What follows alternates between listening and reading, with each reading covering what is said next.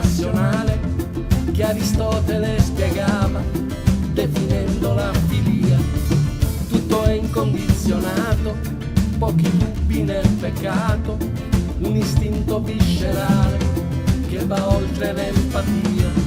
Tra fotografo e il soggetto c'è un rapporto primordiale, un arcano sentimento che nessuno può spiegare, perché il mondo è una prigione ed imbriglia le emozioni. Siamo liberi davvero, senza ali per sognare. Fortuna che è l'amore di un fiore sconosciuto, chissà perché.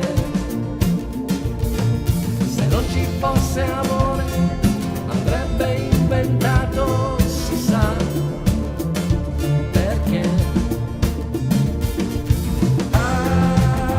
Ma ciò che è amabile che è buono, purché sia utile, piacevole, sincero come il greto materiale, perché non offre contraccambio e filia. Il piacere stesso è breve, perché muta come il tempo, come in fondo la bellezza quando si è in giovane età, mentre l'utile maturo porta i capelli grigi, non sopporta stare insieme o per opportunità. Forse è meglio la virtù, quella disinteressata che non fa troppe domande, nettamente suggerita, perché il mondo è una prigione ed imbriglia le emozioni.